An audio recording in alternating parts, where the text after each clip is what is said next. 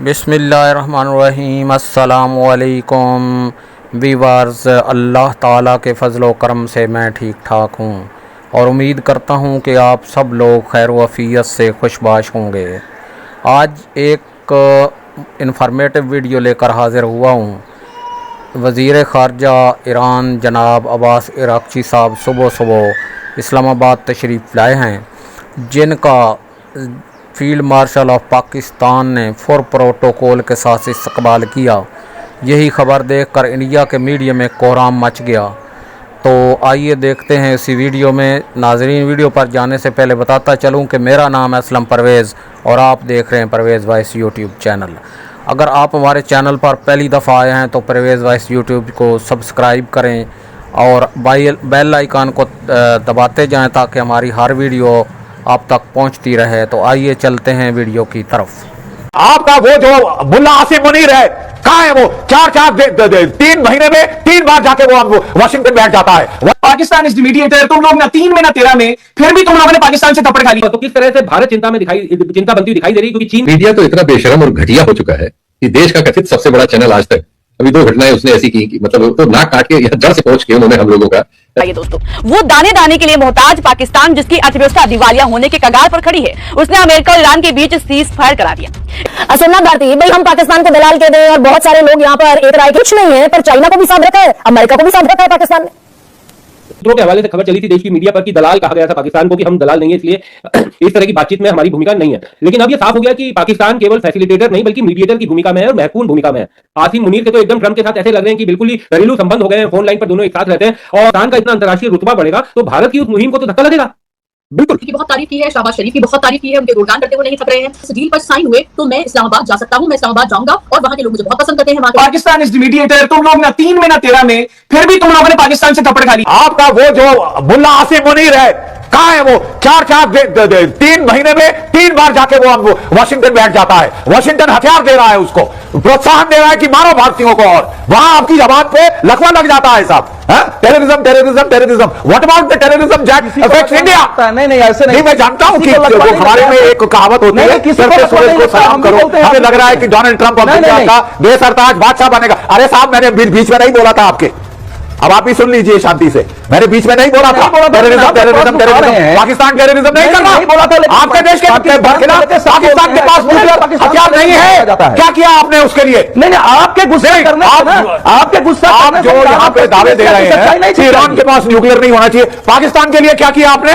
पाकिस्तान दावे में हार जाएगा अमेरिका। आपने आवाज उठाई जो आप महिला मंडल में कर रहे हैं आज। नहीं, आपने जितने दावे किए थे, मैं बहुत मैं क्षमा करता हूं, इस युद्ध में आपके जितने खत्म होने दीजिए।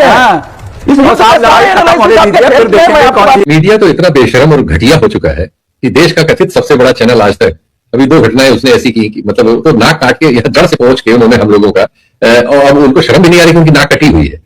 अभी वो खलीज टाइम्स से किसने एक्सपोज किया है कि बहरीन की घटना को दुबई की घटना बना के वीडियो चला रहे थे आज तक, और एक दूसरा चैनल भी उसमें शिवशंकर है, सब आ गया है। तो ईरान के साथ दुश्मनी है, एक हफ्ते भर में ईरान से हमारी दुश्मनी हो गई, कुछ ऐसा माहौल है। सारा देश का राइट विंग और मीडिया और चैनल ईरान के दुश्मन हो गए। अरे ईरान से हमसे झगड़ा नहीं हो रहा भाई, ईरान पर अमेरिका और इजराइल ने हमला किया है, हमसे कौन सा झगड़ा हो गया? एकाएक भारत में पूरा वातावरण ईरान से झगड़ा कर रहा है, उसको गलत ठहराने पे लगा है, उससे फिर रिश्तों की पुरानी कथाओं में से कुछ ऐसे प्रसंग निकाल के जिनसे कुछ कड़वाहट पैदा हो उसे बताने में लगा हुआ है। तो क्या 2003 में आपने अपने गणतंत्र दिवस परेड में ईरान के राष्ट्राध्यक्ष को मुख्य अतिथि बनाया था?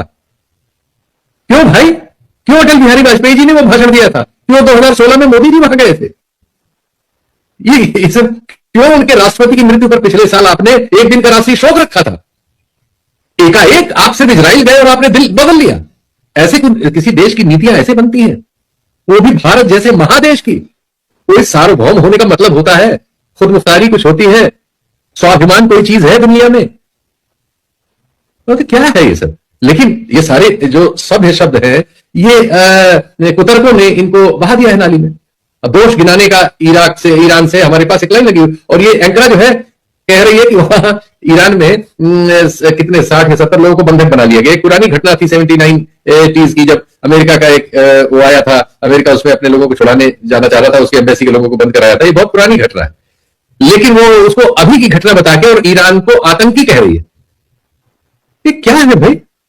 मतलब और सबसे बड़ी बात है कि और फिर उसमें जो जिनसे वो कह रही थी उसमें जो कार्यक्रम में दूसरे सज्जन थे उन्होंने तुरंत करेक्ट करके उनको ध्यान दिलाया कि क्या कह रही हैं आप, वहां तो एम्बेसी ही नहीं है अमेरिका की, जमाना हो गया। इस मीडिया को और इस काम को भारत में जहां पहुंचा दिया गया है वर्तमान राजनीतिक नेतृत्व की कृपा से, और जैसा वो पहुंचना चाह रहे थे पहुंच गए हैं, वो न सिर्फ अक्षम्य है, आपराधिक है, शर्मनाक है, बहुत ही बदसूरत है। हमारे प्रधानमंत्री मोदी की सरकार में हम कहां खड़े हैं इसका अंदाजा आप खुद लगाइए दोस्तों। वो दाने दाने के लिए मोहताज पाकिस्तान जिसकी अर्थव्यवस्था दिवालिया होने के कगार पर खड़ी है, उसने अमेरिका और ईरान के बीच सीज फायर करा दिया। ईरान और ट्रंप दोनों की तरफ से इसका क्रेडिट कंगाल पाकिस्तान के प्रधानमंत्री को दिया जा रहा है। एक इंदिरा गांधी थी जिन्होंने पाकिस्तान के 2 टुकड़े कर दिए। एक हमारे डंकापति मोदी जी हैं जो अक्सर विदेश नीति को मजबूत करने के लिए विदेश यात्रा पर रहते हैं। ट्रंप और नेतन्याहू को अपना परम मित्र बताते हैं, लेकिन परम मित्र ने ही हमारे दुश्मन को आगे करके युद्ध रुकवाया। अगर दोस्ती इतनी गहरी थी तो मोदी जी को बीच में क्यों नहीं लाए? ट्रंप की जीत के लिए भारत में पूजा हो रही थी, मोदी जी वोट मांगने गए थे, लेकिन जीत के बाद ट्रंप मोदी को ही बेइज्जत कर रहे हैं। पहले ऑपरेशन सिंदूर के वक्त सीज फायर कराने का बार बार दावा करते हैं और अब दुश्मन मुल्क पाकिस्तान को 2 हफ्ते के युद्ध पर विराम लगवाने के लिए क्रेडिट दे रहे हैं। सोमनाथ भारती भाई, हम पाकिस्तान को दलाल के दें और बहुत सारे लोग यहाँ पर एक राय के हैं कि पाकिस्तान वो एक्टर हो सकता है जो अमेरिका के इशारों पर नाचे, लेकिन हम वो एक्टर नहीं हो सकते। That's very much truthful fact. लेकिन वो जो दौर 80 का और 70 का दौर था भाई, चाइना और अमेरिका की कहीं कोई बातचीत 1949 से नहीं थी। ये रोल प्ले किया पाकिस्तान ने कि चाइना और अमेरिका को नजदीक ला दिया और इसी का बाकायदा रिपे करते दिख रहे हैं आज तक पिछले 50 बरस से चाइना भी और अमेरिका भी। This is you may call diplomacy. भैया आप कुछ नहीं है पर चाइना को भी साथ रखा है, अमेरिका को भी साथ रखा है पाकिस्तान ने। धर्मा जी आपका बहुत धन्यवाद, आखिर आपने मुझे वक्त दिया। अब हर समय मुझे आम आदमी होने का एहसास दिलाते हैं। और दूसरी बात दिखाता हूं, ये देखिए जो अपने अजय लोग साहब कह रहे थे, ये देखिए the words of candidate Trump, अब की बार ट्रंप सरकार। बताइए मुझे, ये था हाउडी मोदी कार्यक्रम था, उसमें कहने कहा, मैं मानता हूं अजय लोग साहब बहुत पढ़े लिखे व्यक्ति, उनको बहुत तकलीफ हो रही हुई कैसे डिफेंड करें आज की तारीख में, लेकिन ये सत्यता है कि अब की बार ट्रंप सरकार माने मोदी जी ने हाउडी मोदी कार्यक्रम में अमेरिका में जाके कहा था। और इतना कुछ करने के बावजूद ट्रंप ने सिर्फ भारत को जलील किया है और मोदी जी को खासकर जलील किया है, जब कहते हैं कि भाई I don't want to spoil your career. पर इससे क्या फर्क पड़ता है सोमनाथ भारती? इससे क्या फर्क पड़ता है? पाकिस्तान एक मैसेंजर की भूमिका में है, मैं उस पर आ रहा हूं, चिट्ठियां इधर से उधर, उस पर आ रहा हूं, आप मुझे वक्त दे दें। देखिए लगातार हम देख पा रहे हैं ट्रंप किस प्रकार से हमारी नीतियों को प्रभावित करता है।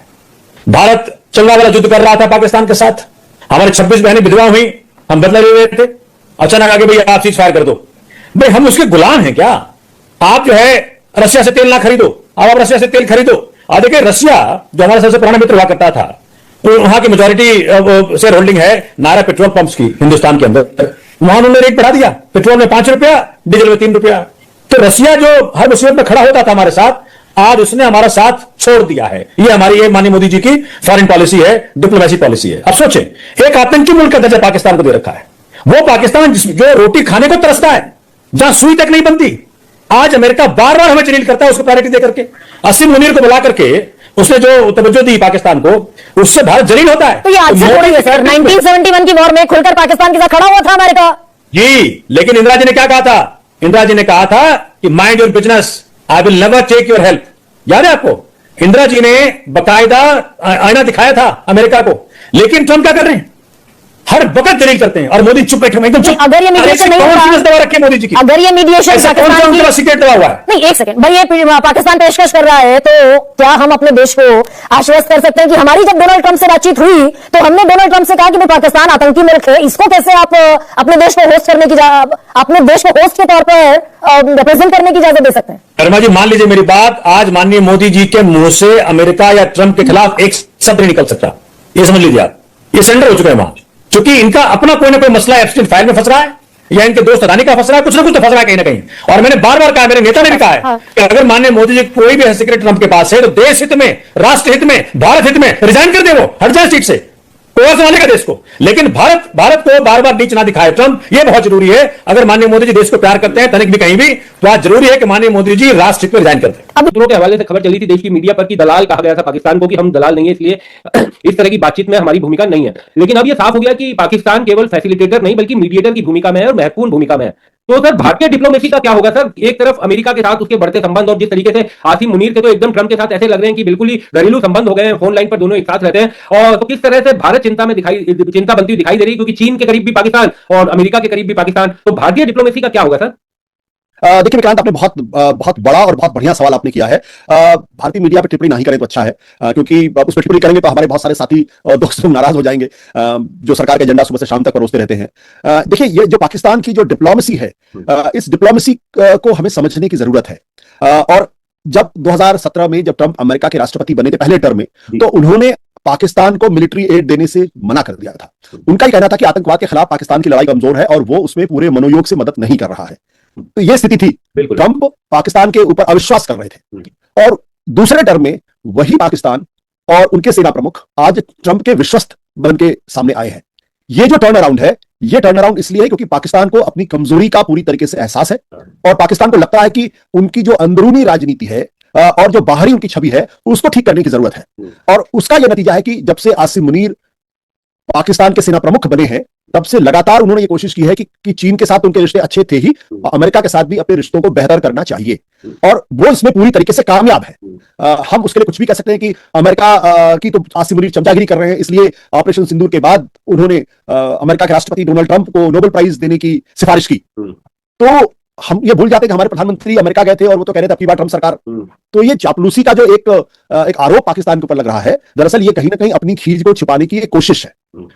और हमें ये नहीं भूलना चाहिए कि आखिर पाकिस्तान जो एक आतंकवाद को बढ़ावा देने वाला देश है, जो फेल्ड स्टेट है, जो रोग स्टेट है, आतंकवाद जिसकी विदेश नीति का एक अखंड हिस्सा है, जो भारत को लगातार अस्थिर करने की कोशिश करता है, और जहां पर जिसे कहते हैं अलकायदा का चीफ पकड़ा गया हो। आप सोचिए कितनी बड़ी स्थिति थी। बिल्कुल। और जो तालिबान को जिसने जन्म दिया, वो पाकिस्तान आज अंतरराष्ट्रीय मंच पर वो अमेरिका का भी दोस्त है, वो चीन का भी दोस्त है, ईरान भी उसके ऊपर ट्रस्ट कर रहा है, और वो 1945 के बाद के सबसे बड़े संकट में से एक का निवारण करने की किरदार में आज वो दिखाई पड़ रहा है।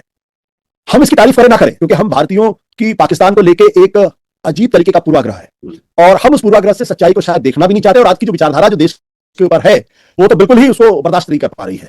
तो उनके लिए, उनकी विचारधारा के लिए, भारत की सरकार के लिए, जो मौजूदा सरकार है, उसके लिए यह तर्क अच्छा हो सकता है कि पाकिस्तान दलाली कर रहा है। लेकिन अभी कल ही मैंने एक मशहूर पत्रिका पॉलिटिको में जो ऑनलाइन मैगजीन है, उसमें मैंने एक बहुत बड़ा लेख पाकिस्तान के बारे में पढ़ा, और जो स्पष्ट तौर पे कह रहा है कि पाकिस्तान की स्टैंडिंग ग्लोबल लेवल पे, अंतरराष्ट्रीय मंचों पर काफी बढ़ी है। और क्यों नहीं बढ़े? अगर वो दुनिया के इतने बड़े संकट से दुनिया को निकालने की कोशिश में जुटा हुआ है, तो व्हाटएवर रीजंस, चाहे वो ट्रंप की चमचागिरी की वजह से, चाहे वो चाइना की चमचागिरी की वजह, किसी भी कारण से, बिल्कुल, लेकिन उसके किरदार को तो आज इग्नोर नहीं किया जा सकता। तो दरअसल हमारी जो विदेश नीति है, उसका सबसे बड़ा संकट यह है कि इस वक्त हमारे पास कोई पॉलिटिकल फॉरेन मिनिस्टर नहीं है, और वो एक कामयाब ब्यूरोक्रेट को आपने विदेश मंत्री बना रखा है, जिनकी एकमात्र भूमिका है दुनिया के तमाम देशों में जाकर घूमना और ऐसे ब्रेजन स्टेटमेंट्स देना जो आपकी विदेश नीति का भला नहीं बल्कि नुकसान कर रहे हैं। दूसरा कारण क्या है कि हमारी विदेश नीति जब अपनी डोमेस्टिक पॉलिटिक्स की वजह से आगे बढ़ती है, विचारधारा की वजह से आगे निर्धारित होती है, तभी दिक्कत पैदा होती है। हम इजराइल के साथ क्यों इतने करीब हो गए? हम अमेरिका के साथ इतने करीब क्यों हो गए? क्योंकि ये जो हिंदुत्व की विचारधारा है, उसको लगता है कि क्रिश्चियन और जुडाइज्म के साथ खड़े होकर हम इस्लाम के खिलाफ एक नया एक्सिस क्रिएट कर सकते हैं। इसलिए आप पूरी तरीके से इजराइल के साथ गए, अन्यथा कोई कारण नहीं था। ईरान हमारा सदियों का नहीं बल्कि शताब्दियों का दोस्त है, और इजराइल भी हमारा दोस्त है।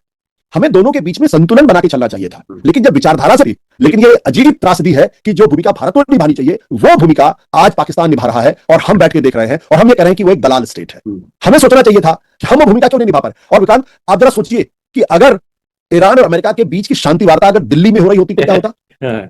आप जरा सोच देखिए कितने बड़े पैमाने पर प्रोपेगेंडा होते। जब G20 की मीटिंग हुई और उसकी सदारत भारत ने की, तो कितना बड़ा आभा मंडल खड़ा कर दिया गया प्रधानमंत्री को लेके। बिल्कुल। तो हम दरअसल एक खिसियाए हुए राजनीतिक पार्टी का जो दम है, उसको झेलने के लिए अभिशप्त है। लेकिन सर बड़ी चिंता भी इस बात की भी होती है ना कि पाकिस्तान, जैसा आपने पूरा समझाया, इसमें रोग स्टेट है सर, टेररिस्ट स्टेट है, सब चीज है, लेकिन जब हम उसे अंतर्राष्ट्रीय मंचों पर पूरी तरीके से बेनकाब करने के लिए सालों से अपना भारत रुख रखता रहा है, लेकिन अब तो अंतर्राष्ट्रीय मंचों पर मुश्किल होगी ना। जब पाकिस्तान का इतना अंतर्राष्ट्रीय रुतबा बढ़ेगा तो भारत की उस मुहिम। Thank you for watching Parvez Wais YouTube channel. Join us Facebook, YouTube, Instagram, TikTok and WhatsApp.